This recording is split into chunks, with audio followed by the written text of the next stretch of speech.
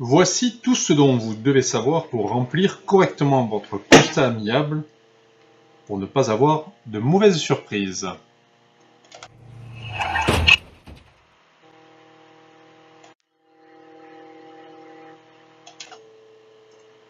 Après votre accrochage, vous avez 5 jours pour envoyer votre constat amiable à votre société d'assurance ou à son représentant. Pour remplir le constat amiable, vous avez besoin de votre permis de conduire, de votre attestation d'assurance et de votre carte grise. De plus, veillez à avoir toujours dans votre véhicule un ou deux constats et un stylo.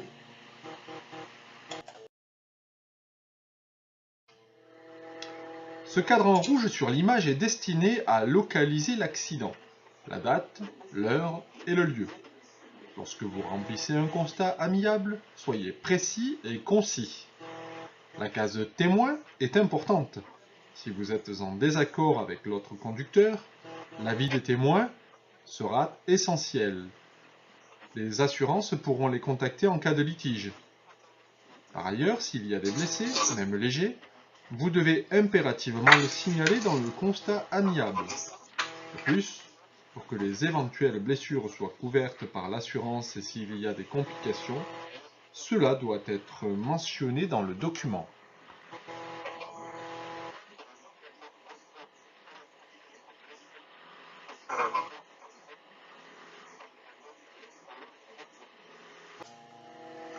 Chaque conducteur doit remplir sa partie du constat amiable.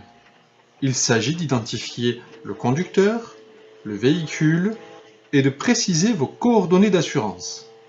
À noter, il est important de toujours vérifier l'exactitude des renseignements donnés par l'autre conducteur. Le cadre des circonstances est très important.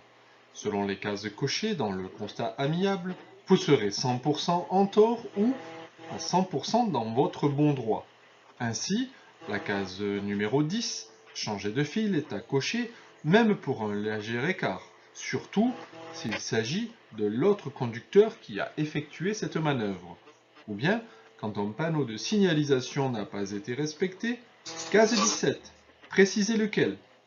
N'oubliez pas la dernière case où vous devez spécifier le nombre de cases cochées. Ce cadre est destiné à mettre en avant, par une flèche, le point de choc de l'accident et les dégâts apparents de votre véhicule. Si vous ne constatez pas de dégâts, vous pouvez émettre des réserves dans le constat amiable. La case « Observation » sert à exprimer votre désaccord avec l'autre conducteur et ou à compléter les circonstances de l'accident. Sur le constat amiable, le croquis de l'accident doit être clair et reproduire le moment du choc. Tout d'abord, tracez les voies, placez les véhicules au moment de l'accrochage et indiquez le sens de circulation des véhicules avec des flèches. En dernier, précisez les panneaux de signalisation et le nom des rues. Le constat amiable doit être obligatoirement signé par les deux conducteurs et chacun en prend un exemplaire.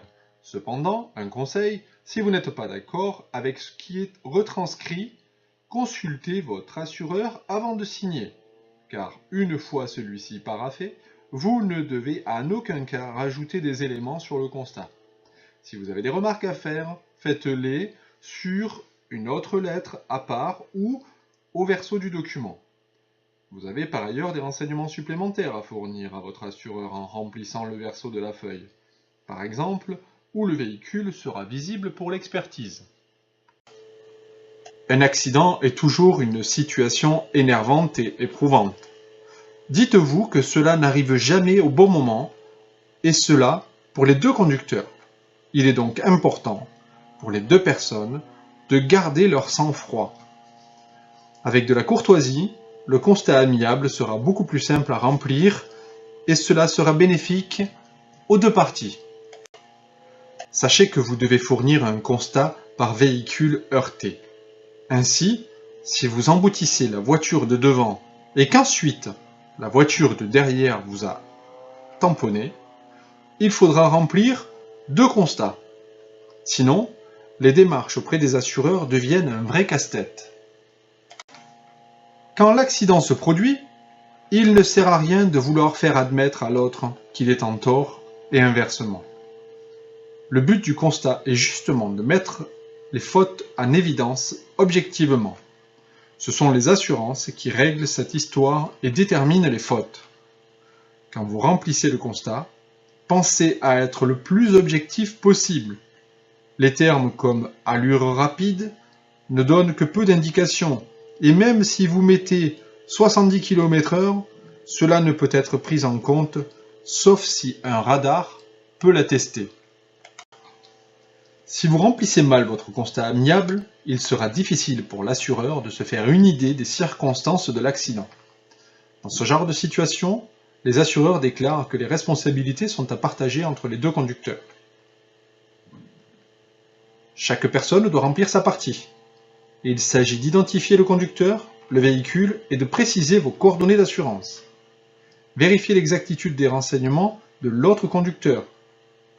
Si vous n'êtes pas superstitieux, il peut être pratique de remplir votre partie à l'avance.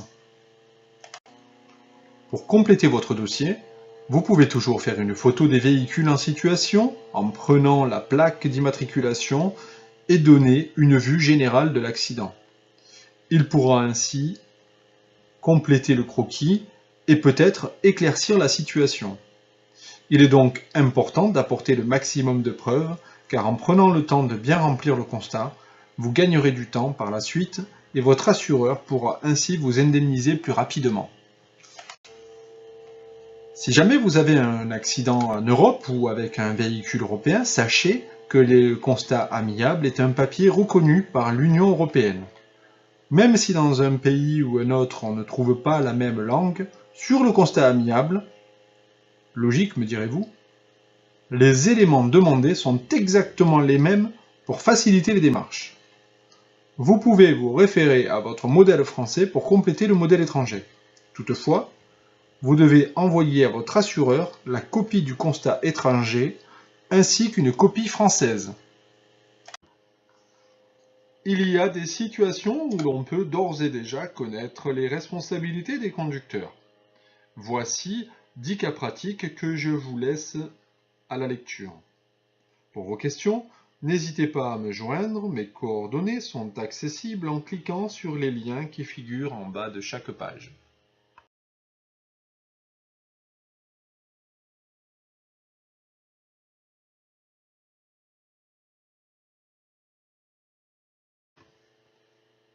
J'espère que cette courte présentation vous a plu, mais qu'elle ne vous sera pas utile.